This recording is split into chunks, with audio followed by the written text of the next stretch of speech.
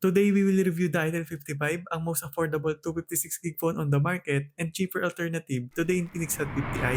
So ito yung box, and inside the box, P55, case, earphones, warranty card, Type-C cable, power adapter, and of course, SIM ejector. In terms of design, modern look. Feel ko, solid plastic yung material na ginamit nila sa likod and sa frame. Maganda din yung position ng camera with branding dito sa part na to. And isa sa nagustuhan ko sa kanya, matte finish with slight texture kaya hindi madulas, at ang maganda dito, hindi basta-basta magkaka-fingerprints. 8mm yung thickness and 190 grams naman yung weight.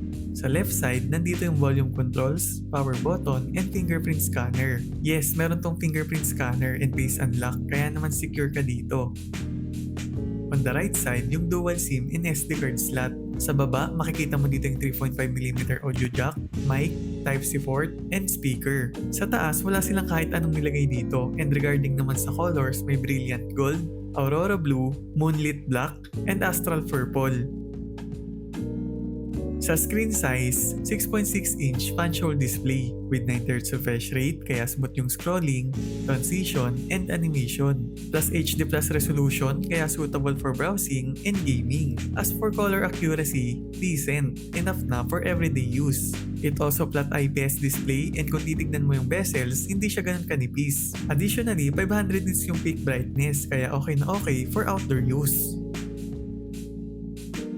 The best to for social media apps dahil smooth yung screen and responsive every touch. Now kung itatanong mo kung good for gaming, kaya nang i-handle yung Honor of Kings, Call of Duty Mobile, and PUBG Mobile dahil meron tong iBoost Game Booster. At syempre, nakaset dapat sa recommended yung settings. What I really like about this phone is its 256GB storage and 24GB of RAM. So sa part na yon, sobrang sulit na nito. Madami ka nang pwedeng i-download na applications, i-save na photos, and documents. Sa processor, decent na din dahil T606, balance siya between power efficiency and performance. Syempre, alam naman natin na hindi siya designed for heavy gaming, but still, kaya niya mag-perform basic to mid-range tasks nang walang lag.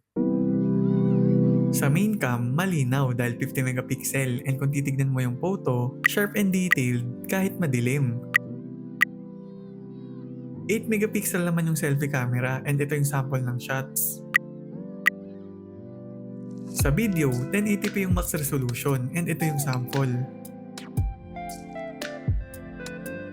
For photography functions, ito yung mga available features.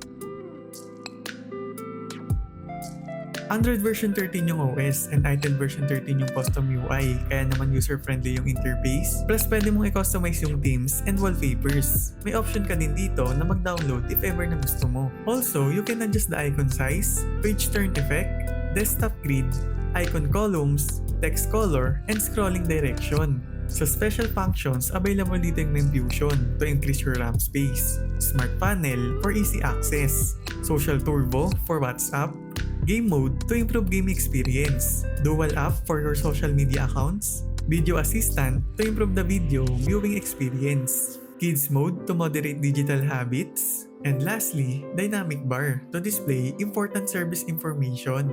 Sa iSmart, nandito yung double tapping wake na madalas tinatanong.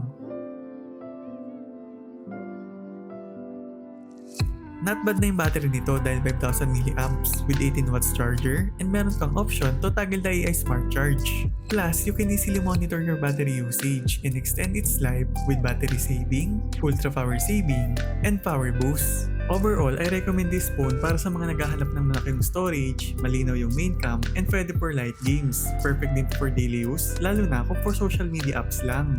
So kung interested ka, click the link below. And bago matapos tong video na to, gusto ko lang magpasalamat sa lahat ng nagla-like, nagko-comment, and nagsusubscribe.